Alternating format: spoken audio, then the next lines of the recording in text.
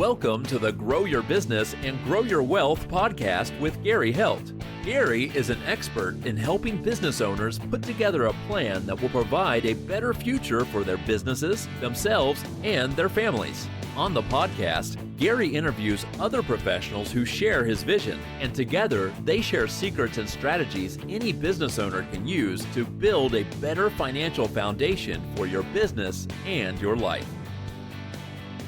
Founder. Welcome back to the podcast. This week, our guest is Ryan Moriarty, and he is the founder and president of Done For You Tax. Welcome, Ryan. Hey, thank you very much. Thanks for having me. I really appreciate it. Great. So, Ryan, your initial background was not in accounting or tax. It was, on computer technology side. Can you tell us about that? Yeah. So, in college, I always had a pretty good way with, computers and math. And I ended up doing my doctorate in computer science at UCLA. So, and then during that time, I starting companies, and I've been a tech business owner for about 15 years. So, and then the accounting business started about 4 years ago. What made you decide that you wanted to move over to the accounting and tax side of things? Yeah, I mean, an opportunity just presented itself, and I had one really successful internet company, and that ended. I lived off those funds for a while. That was kind of going away, so I needed the next thing. And I had my girlfriend. She's a travel nurse, and she is a W-2. She had some part-time 1099 work.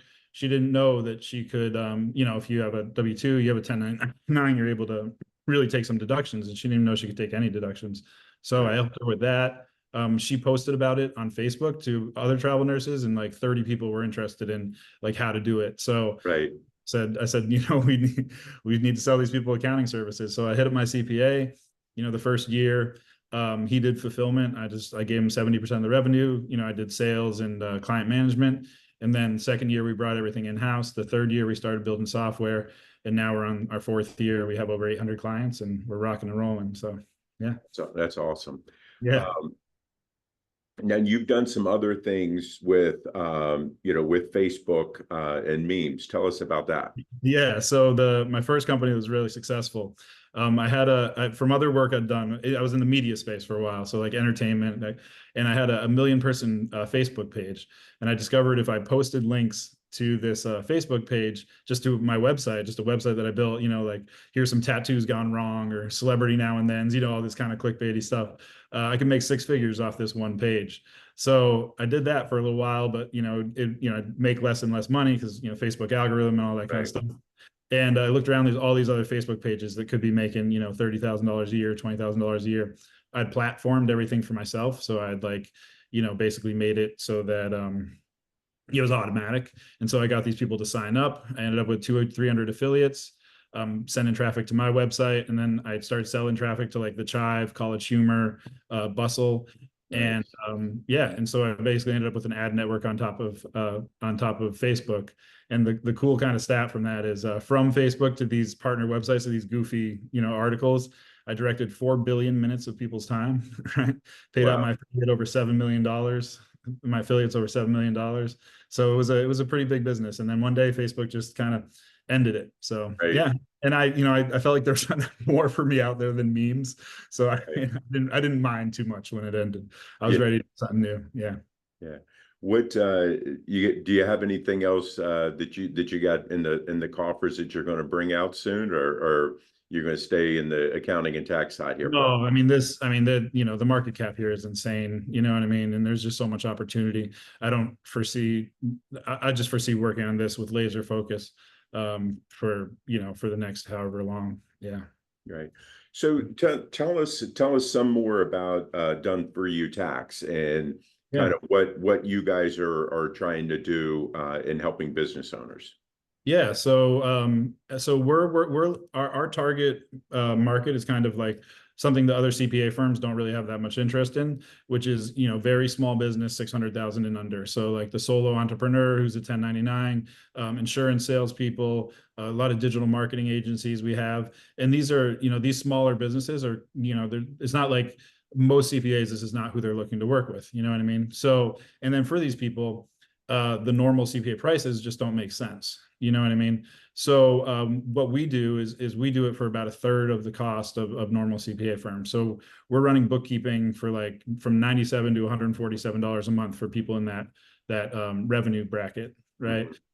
And so that's just much cheaper than what people can find it. And the reason we're able to do that is, you know, my background in software and the software that we built. So we're really excited. We're saving, you know, our clients a bunch of money in accounting fees and yeah. And then, but also, you know, we're doing it with super high quality.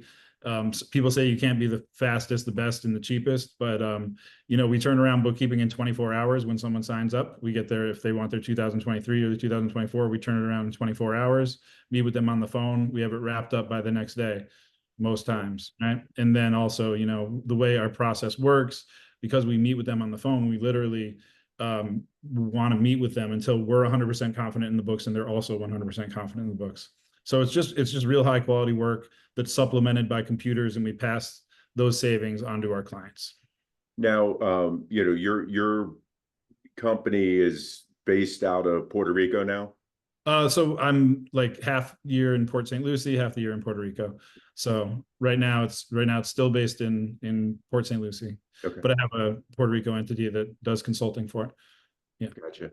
What so from you know, everybody is so worried all the time about their data getting out there, Yeah. and you know, also you know, there's a big difference between being US, you know, near shore and offshore. Yeah, Can absolutely. you tell us about how you guys you know, protect the data and keep it Yeah. local? Yeah. So first of all, right, like I said, like our main business, you know, we run everything through is Port St. Lucie, Florida. So we are onshore, you know, and then we have like our consulting business in Puerto Rico, that, you know, does like management, right? Sure. So we are onshore in that way. And then you know, it wasn't like we planned it this way, but the way our software works is great. It's like inherently very secure. So we use Plaid. Do you know like Venmo? Like when you sign up Yep. for Venmo, you use Plaid. So we use Plaid for our internet connections. Now, first of all, we're read only, so we can't make any transactions. So that's one. Second of all, Plaid doesn't even let us download the full account numbers. So we don't get the account numbers. The only thing we get are literally the transactions, and there's nothing like inherently you know, what do you call it? Like, you know, like sensitive. There's nothing inherently sensitive in the transactions themselves, you know? So it's like, just by the way it's set up, it's pretty secure in terms of the like bank connections and stuff. And then in terms of, you know, when we're preparing the taxes, you know, everything's encrypted. Especially the social security numbers are encrypted twice. So, Right. yeah. What let's talk through the process. A business owner comes to you, they want to be able to use your services. They've been in QuickBooks for a number of years and stuff like that. What do you guys, how do you guys handle that, and how often are you meeting with the business owners? Yeah, absolutely. So, so we don't touch any QuickBooks. So if people have stuff in QuickBooks, we're gonna just from whatever year they want it, we're gonna start from the first of the year. So a lot of people will contact us mid-year now. They'll have some stuff they'll have in QuickBooks. It won't be totally done, or it will be done, but they just are looking for an alternative. So, you know, we tell them, okay, we're just gonna start over at the beginning of the year, because you don't really want like one style of bookkeeping. You know, I mean, you want it to be consistent, Right. and you know, that's the way to do it, is just to do it from the beginning of the year. Right. So that's kind of how we handle that. Is just we just take the break at the year. And so, you know, in terms of a profit and loss, it doesn't really matter. We'll import the balance sheet so we can do a correct balance sheet, you know. But in terms of profit and loss, it's you know, as long as you're starting at the first of the year, there's no issue there. So that's kind of how we get people off of QuickBooks, which I think was your question. Was Yeah. there more? So, and then how often are you meeting with them? Oh yeah. So the way it works, you know, we do the initial call. If they move forward, we'll actually book an onboarding call later that day. So we'll get them later that day. It's just really to get them logged into the website, show them where to use Plaid, make sure they enter the business information correctly, make sure we have the service down correctly and everything like that. We'll do their bookkeeping in 24 hours. So the next day they'll have a call booked with our bookkeeping experts. And so our team will, our computer will do a lot of the work. Our team will kind of like finish it off. And so the next day it'll be ready for that phone call, the first draft. Now, of course, that draft isn't going to be 100% correct. Right. There's no way it could be. You need information from your clients, but that's why we meet with them. So we meet with them then. I would say, depending on the size of the business, really, a lot of it can get wrapped in how many years they want. A lot of it can get wrapped up in that call. If it doesn't, my bookkeeper he's the best. He'll literally just keep meeting with them until we're 100% confident they're 100% confident. We've just decided in terms of customer service, it's rather than trying to tell people to do something or get them to do it, it's way easier to just get them on the phone and show them what to do. And it makes it easier for us. It makes it easier for them. So, our messages to our clients is just get on the phone with us, get it whenever there's an issue. Maybe that comes out to 4 to 8 times a year, Now, with so your clients that you guys are providing this service for, are they able to go in and look at their financials and reporting and stuff like that at any time? Yeah, that's a great question. Yeah, so once we get it caught up, we'll have either 6 months or a year and a half of good data. Okay, and then we have a reclassification algorithm, which is really, it's unbelievable to me how much it works. My business, which is a pretty large business at this point, so the way it works is we download the transactions daily, literally daily they come down. If we recognize them as previous transactions, they'll be classified in the same way they were before. So it's literally any day of the week that our clients log in, their bookkeeping's up to date. And they can log in, they can see the income, expenses, profit and loss. Balance sheet, we need to request it because there's stuff outside of just your bank statement. It's going to be on your balance sheet. You have assets, you're going to have right, maybe loans that aren't on there, right? So, but any day of the week that they log in, they'll be able to see exactly where they're at. And for me, and then a human will go in once a month and kind of clean up whatever's left, And for me, what that looks like is I have about 7 transactions a month to fix. It takes me literally 5 minutes to go in and update my bookkeeping. Right. And my business does over 1 million, so it's pretty, the reclassification is great. It's like kind of, I think, like they ask you to establish rules or make rules. We just do it on their behalf because we are confident in our programming that we can, recognize our transactions and make the rules automatically. Yeah.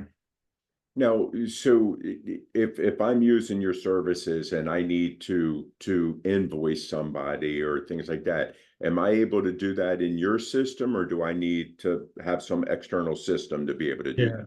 Yeah, no, we don't do invoicing. So we really stay in our lane, which is bookkeeping and tax preparation. We really don't go outside of our lane at all. So invoicing, you'd have to use another, invoicing software. I always recommend to people Stripe. You can collect credit cards there. You manage it.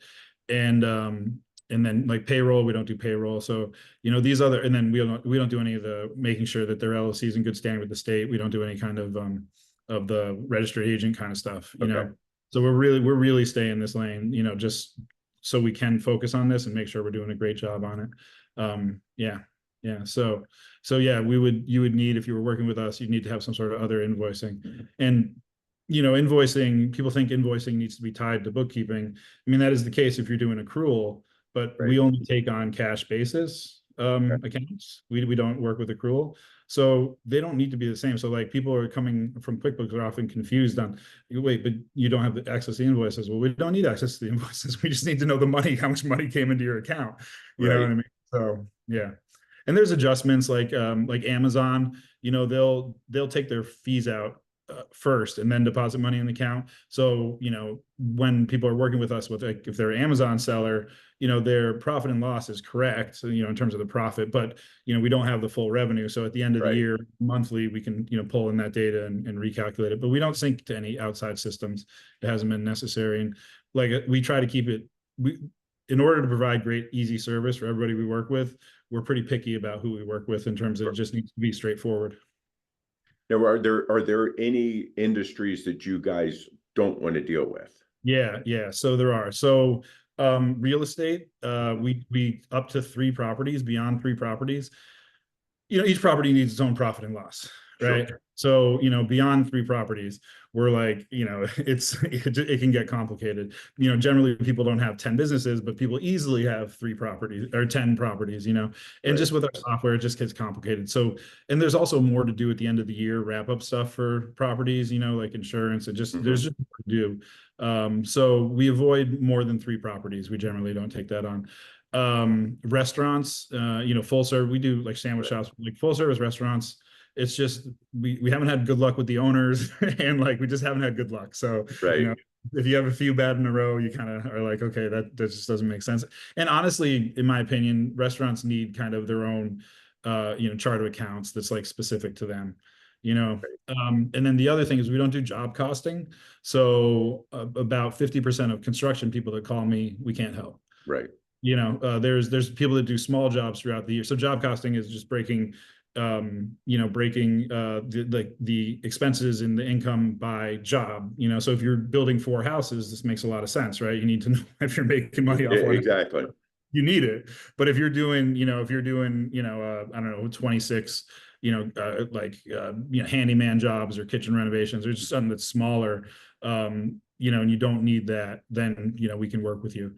So it's just one place where we draw the kind of, it's like we have these like lines in the sand that just like we know that if we start taking those on, it's going to be complicated and it's going to mess up the flow of everything else and everybody else we work with. So we're pretty careful with who we take on. But and then the trucking industries, their margins are so small.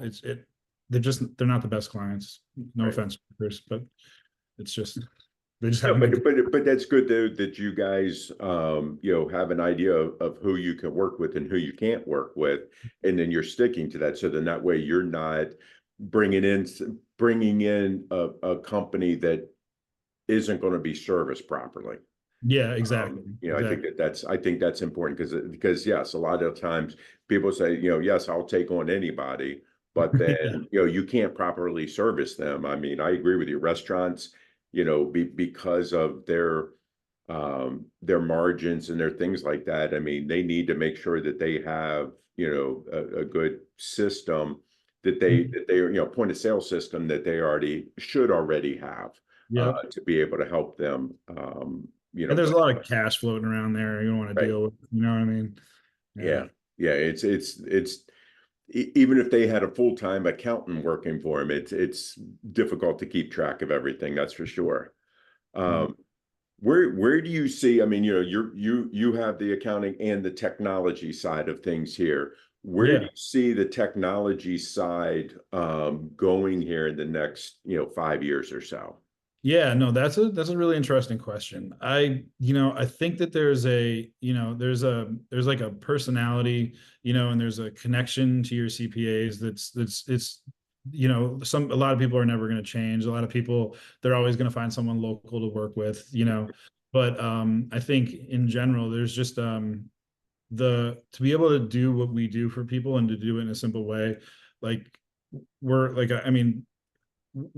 the cheapest, we're the fastest, and we're really good, because the technology just helps like with that, Right. So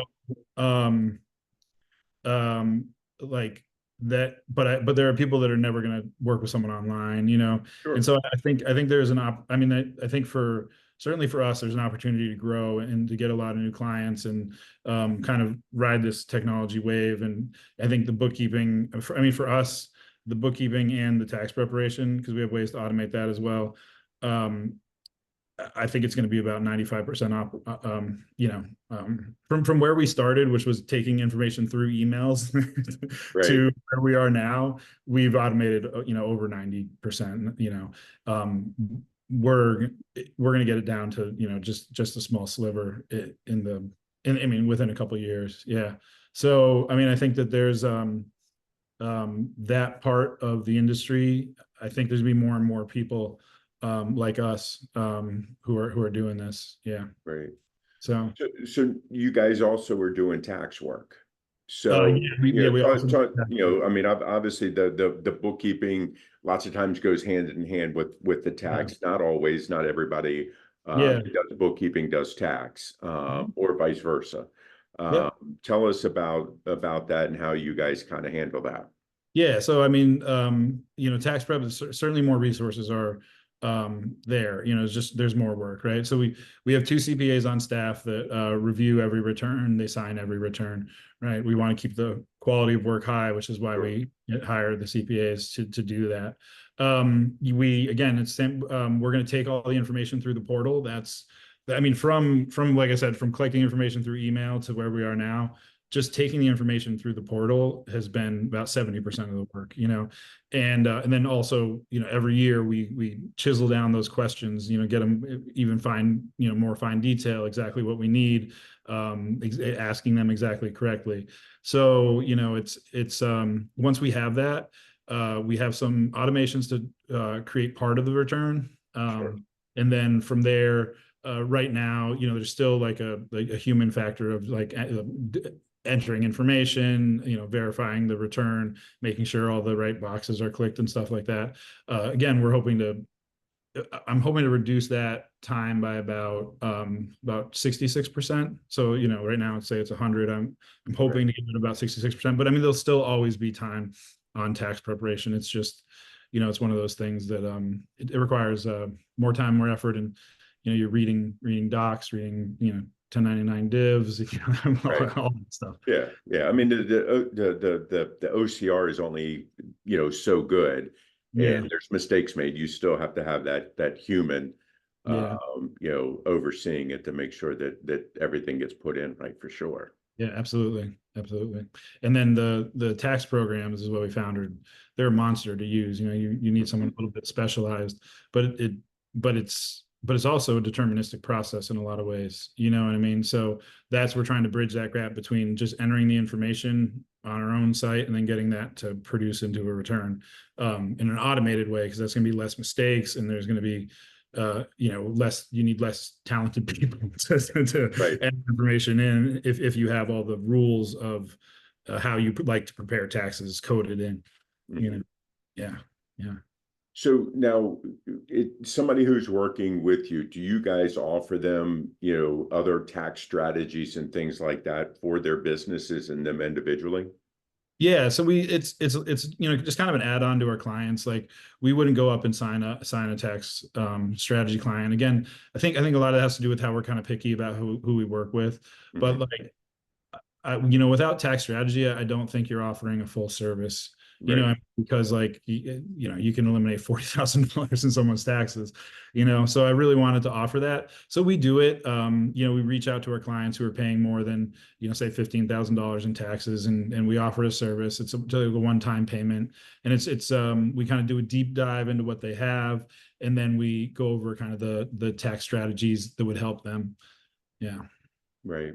What, from the standpoint of, of AI and everything else that is out there, I'm seeing a lot of software and different things out there that AI is generating, these different tax strategies and stuff like that. But then also saying that they do the AI will do tax returns for them and things like that. Yeah. Um, you got the technology side, you got the tax side. How do you feel about that? Yeah, I mean, it's just not my interest to do tax strategy full time. I mean, Right. it's just, I mean, because we've built the bookkeeping, we've built the tax prep. These are things that are really built, you know what I mean? And I like tax strategy is like, I mean, it's like it's almost necessary in a lot of ways, but it's Mhm. definitely an add-on. We're working with like kind of the fundamental things that people need, and just my interest just lies there. Uh, you know, that's where my interest is. Yeah. Sure, sure. Yeah. Yeah. I mean, I know I think that you're doing good with saying, hey, we do offer, the tax strategies, and it's based on your situation. Yeah. Because I think too many times, and again, and you're saying that this is an add-on service, and that's where lots of times people think that, oh, whoever's doing my taxes, my CPA or whoever that's doing my taxes should just be telling me all this stuff anyway. Yeah, no, Um, it takes some time, and we do a deep dive. We collect a bunch of information. We come up with a strategy. We come up with a plan, and that it's a service that should be paid for, you know what I mean? And it's a service that you should provide, but it's not something that should be provided for free, because if you're doing a full job, there's way too many hours that go into doing it for you to be able to provide it for free. Right. Yeah. Right. Totally agree with that. Yeah, absolutely. So Ryan, we covered a bunch of stuff here quickly. What have I not asked you wish I had? That's a good question. I guess what are my plans for the future? What are my plans with this business for the future? Yeah. I mean, so we're growing right now. I'm really excited about everything. Like, we're hitting on all cylinders. We're really helping our clients out. I mean, we're really just trying to grow right now. So we're doing a lot of advertising, out there. And hopefully, just want to do more bookkeeping for more people. The reason I say bookkeeping, I really kind of focus on that, is like the tax prep, I'm happy to do it, but like I said, it's more kind of resources. Like, the bookkeeping is almost something we can do, just so easily, you know what I mean? And so, like, that in my head, like, it's just like add the bookkeeping, and then the tax prep, we'll do it, Right. So it's really, we're just trying to grow and help as many people as possible. There's I've had so many client testimonials about how we just made it so easy for people, and saved them thousands from what they were paying before. So Right. I'm happy to continue to do that. And at some point, I remember I wrote, like, I wanted to save all small businesses like $2,000 or $3,000 a year on their tax preparation, and that's still kind of the goal. I want to disrupt this market, because I know it can be, and I know that there's so many small business owners who are struggling, who really, can use that additional help. Right. Yeah. Totally agree with you. Yeah. Awesome. So, if people like what they hear and they want to reach out to you, they want to find out more about your company, how can they do that? Yeah. So the probably two ways, right? One is my Instagram, which is at Ryan J's and John MO. So at Ryan J Mo is my Instagram. I post a lot of content there. And the other is the website, which is doneforyoutax.com. So it's all spelled out, DONEFORYOUTAX.com. On that page, there is a sign up for a call. So you can just sign up for a call. Yeah. Great. Appreciate your time today. Good luck in the future with your business. I mean, you guys are definitely growing quickly. Yeah, thank you very much. I really appreciate it. Thanks for having me on. Sure. Thank you. Thanks. All right. This week, our guest was Ryan Moriarty, and he is the founder and president of Done For You Tax. I'll see you guys next week. 49 faces looked to him in triumph. Over the last 12 months, they had each taken turns and promoted his business for a week at a time, driving over $987,342 in revenue. What if you had a network of 50 centers of influence who promoted your business every week for a year? Grab your copy of the #1 Amazon best-selling book, The Ultimate Guide to Growing Your Business with a Podcast, at 33% off the Amazon price by going to ultimatepodcastbook.com. Again, that website for 33% off the Amazon price is ultimatepodcastbook.com.